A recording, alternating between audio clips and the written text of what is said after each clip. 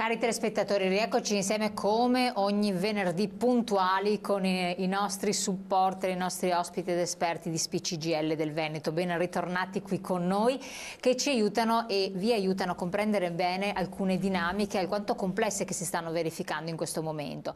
Parleremo quindi della legge di bilancio, parleranno della legge di bilancio, quindi dal punto di vista del sindacato, per far chiarezza su alcuni aspetti che anche voi scrivendoci ci avete sottolineato, anche di pensioni. Naturalmente non possiamo fare in onda i calcoli esatti per ciascuno che magari può avere dei casi particolari, perché questo, come sempre, è necessario farlo individualmente presso le sedi che sono presenti ovunque nel territorio veneto dello SPI-CGIL. Questo lo ribadisco perché dopo dispiace anche non poter analizzare il caso singolo, ma è praticamente impossibile farlo. Vero Rosanna Bettella, ben ritornata qui con noi, segretaria SPI-CGIL del Veneto, e ben arrivato Renato Bressan, che esordisce praticamente nel gruppo dei 5, giusto? Nel gruppo dei 5. Nel gruppo dei 5, nei vertici di nuova elezione che si sono in qualche modo rinnovati per quel che riguarda la compagine del regionale dello SPI-CGIL del Veneto. E allora io vorrei proprio partire con lei, segretario, perché ci dica cosa è successo a seguito a queste assemblee, perché abbiamo sempre parlato, ci sono le assemblee, ci sono le assemblee, eccetera, ovvero siete stati partoriti, anche se esistavate già in realtà, dai, con ruoli diversi. Sì, nelle assemblee, quelle congressuali in particolar modo che abbiamo svolto in questo periodo, è chiaro che uno dei temi importanti che sono stati affrontati con i pensionati, le pensionate, ma devo dire anche un po' con il mondo del lavoro, ovviamente, perché cerchiamo di rappresentare il mondo del lavoro e i pensionati, è chiaro che la legge di bilancio ha fatto, come dire, il suo ingresso nei nostri temi in maniera preponderante ad un certo momento.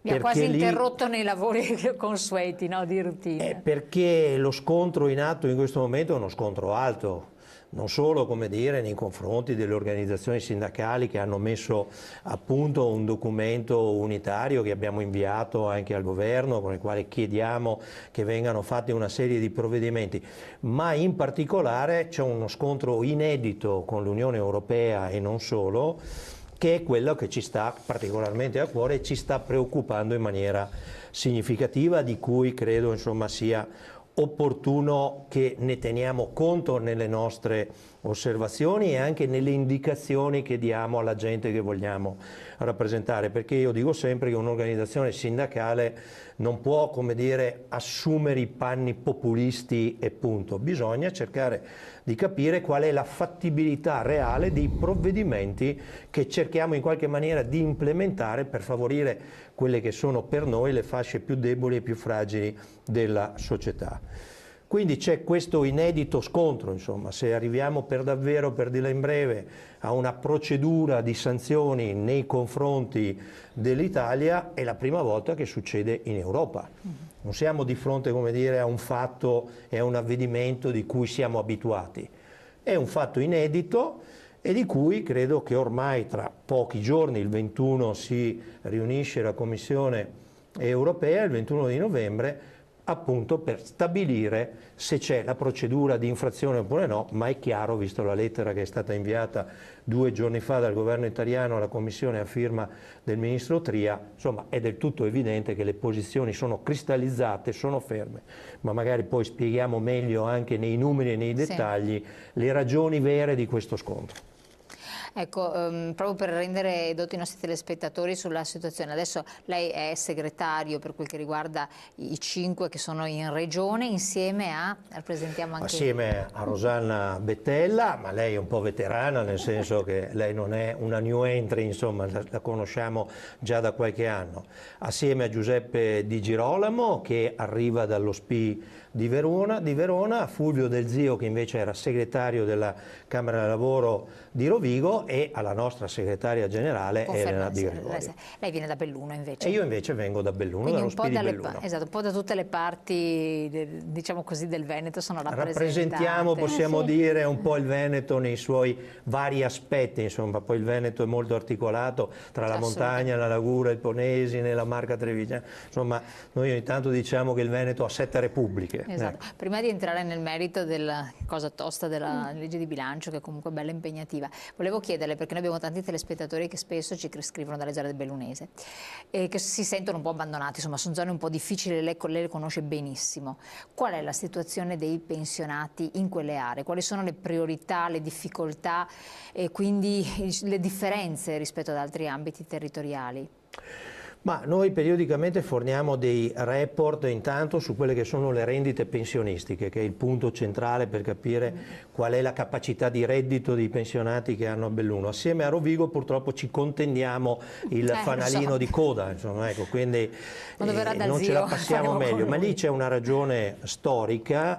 L'industrializzazione di quel territorio è arrivato molto più tardi rispetto alla pianura veneta, è arrivata anche peraltro rispetto a una grave disgrazia che è accaduto, il grave disastro del Vajont, dove da lì si è partiti con l'industrializzazione. Ed è chiaro che quando tu parli di rendita pensionistica oggi devi tornare indietro almeno 40 anni di quando cioè ha cominciato a formarsi la rendita pensionistica per ogni cittadino che poi andrà in pensione. A quel tempo ovviamente la zona bellunese, la zona montana era soprattutto rurale, quindi non aveva una forte industrializzazione, quindi non c'erano contributi versati in maniera, come dire, da poter produrre una rendita di un certo tipo e quindi siamo sempre un po' all'inseguimento, diciamo. Poi è vero che la forbice nel tempo adesso si sta accorciando perché nel frattempo noi le chiamiamo le cosiddette eliminate, sono di fatto i decessi, quindi quelle persone che avevano redditi da pensione molto bassi via via, come dire, scompaiono ed entrano quelli che hanno invece pensioni da costruzioni industriali. Ecco, allora la forbice si sta un po' accorciando, ma rimaniamo ancora con un gap significativo rispetto alla pianura. Mi lasci aggiungere, perché non potrei farne a meno, che in questi giorni, per davvero ormai da qualche settimana, è successo una vera e propria apocalisse, come l'ha definita Borrelli, il capo della Protezione Civile, nelle terre alte soprattutto del Bellunese, per cui per davvero chiediamo un contributo di solidarietà sia al fondo della Regione Veneto ma anche al fondo del welfare territoriale di Belluno, che ha aperto un conto corrente e sul quale chiediamo ai veneti e non solo ai veneti di dare una mano, perché lì abbiamo un disastro nelle terre alte, soprattutto infrastrutturale, dove sono saltati acquedotti, argini, strade, linee elettriche, telefoniche e molti paesi si trovano ancora con i generatori e in particolar modo le persone anziane, come chiedeva lei, stanno soffrendo un disagio particolare, tanto è vero che lo so che lo SPI di Belluno in questo momento sta attrezzando di nuovi recapiti da fare in quei paesi più colpiti, proprio per fare le pratiche che hanno bisogno di fare le persone anziane, che difficilmente possono raggiungere la parte più bassa del bellunese e arrivare nelle nostre sedi. Quindi c'è una situazione di disagio di cui noi ci auguriamo che venga superata velocemente, perché adesso la stagione invernale ormai tra qualche giorno è pronta a partire e noi ci auguriamo che possa partire, perché c'è un'economia, non c'è solo l'economia della filiera del legno, che come si sa insomma in questo momento è per davvero messa in crisi, ma c'è tutta un'economia turistica di cui vivono tutti quei paesi. Grazie mille di aver fatto un po' un quadro, anche perché è importante appunto parlare anche di queste aree, perché siamo più volte sollecitati proprio dall'area del Bellunese e quello della Bassa Padana, cioè della zona del Polesine, insomma. Mi permetto di aggiungere solo una cosa. E quelle aree sono definite patrimonio dell'umanità, le Dolomiti sono patrimonio, lo abbiamo alle porte questo patrimonio dell'umanità, arrivano da tutto il mondo per vedere quelle Dolomiti e quel patrimonio. Noi che lo abbiamo alle porte cerchiamo di proteggerlo. Assolutamente, quindi ricordiamo appunto esiste anche un altro conto corrente per fare dare degli aiuti, dei contributi. Come si fa ad adire a questo conto corrente? È il Fondo Welfare Identità Territoriale, è un fondo costituito da tutte le parti sociali con capofila la provincia. Si va nel sito della provincia di Belluno o anche nel sito dello spibelluno.it, si trova l'IBAN e si può fare il versamento. Perfetto, Spibelluno oppure provincia di Belluno. Grazie molto segretario. Leggiamo un messaggio che è arrivato prima, ma noi stavamo chiacchierando e quindi non sono riuscita a leggerlo. Se siamo ad uno scontro con l'Europa non sono altro che contento, finalmente non ci facciamo mettere i piedi in testa, era quello che volevamo, era quello che abbiamo votato ed è quello che stanno facendo. Rispettate la nostra scelta. L'Europa chiede la troica, ma in momenti di crisi si investe, non si tira le mani indietro. Lo Stato deve investire nei momenti bui e risparmiare in quelli buoni. Che cosa ne pensa? Cosa ne pensate? C'è un po' una contraddizione, no? Tra la prima parte e la seconda, perché nel senso che noi rispetto all'Europa abbiamo avuto anche noi delle posizioni critiche, no? Anche tuttora, perché a volte non so, l'atteggiamento è quello di chiedere sacrifici, no? Abbiamo sempre in mente la Grecia, no? Quello che è successo e come è stata, che situazione ha dovuto affrontare quella popolazione, insomma quel popolo. Però un conto è criticare e dire che l'Europa forse in questi anni non si è data una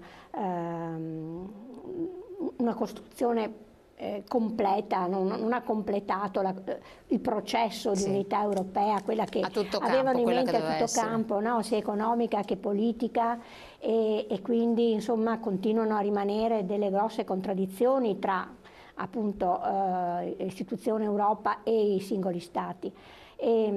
Altro conto invece è dire che l'Europa sbaglia tutto e che assolutamente l'Europa non serve. Ecco, su questo assolutamente molto chiaramente non siamo d'accordo.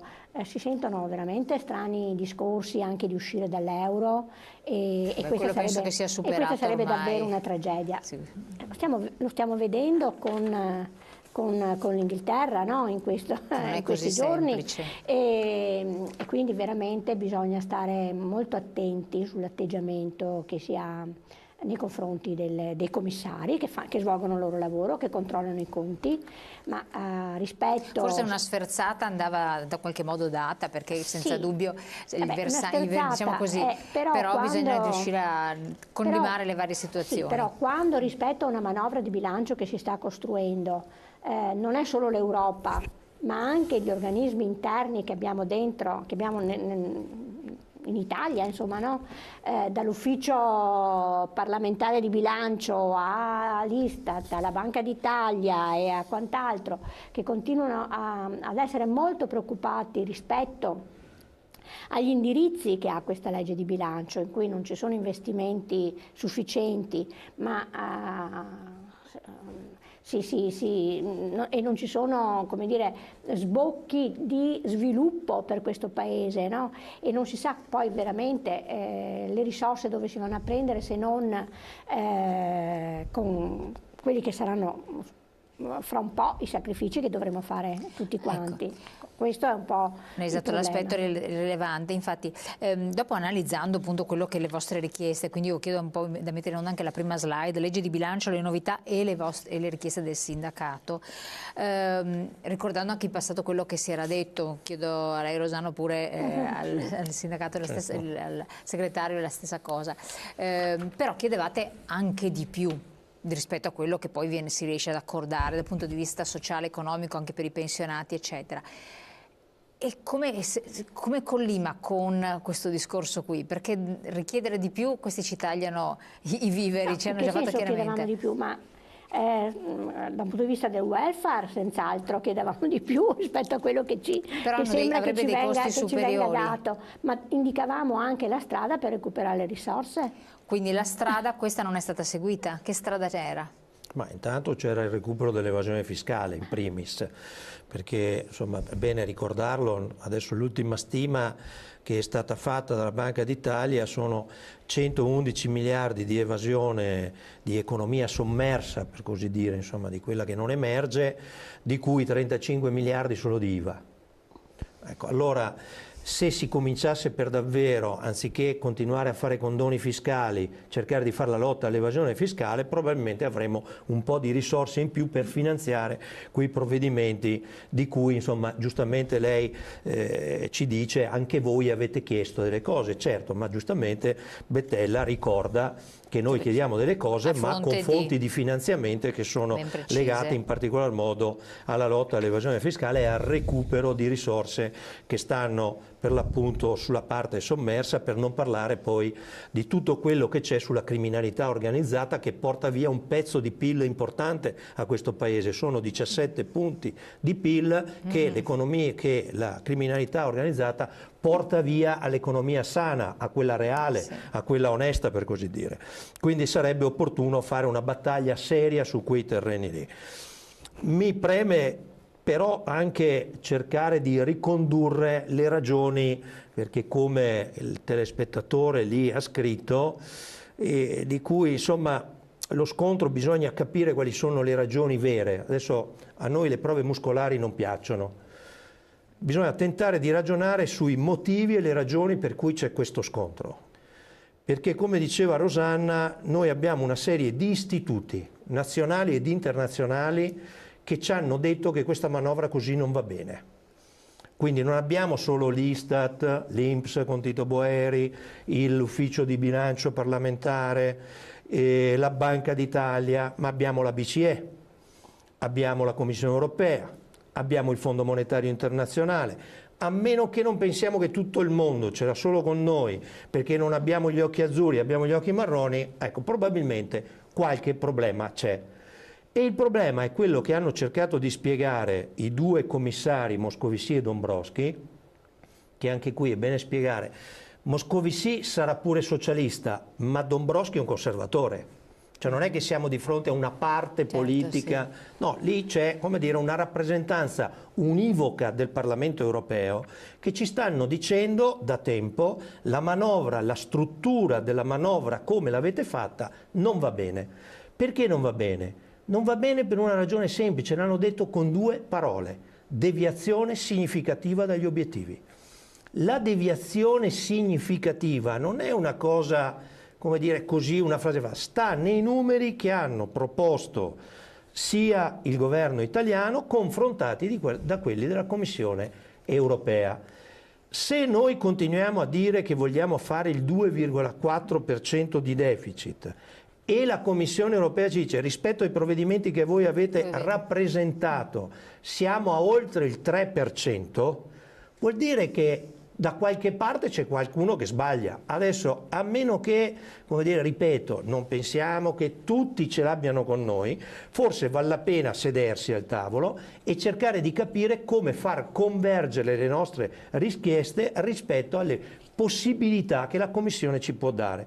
Perché ricordo che la Commissione, anche negli anni precedenti, non è che non ci abbia dato la flessibilità, ce l'ha data ma è stata concordata. Se invece noi pensiamo di dire no, questa è e questa rimane, certo che si va allo scontro.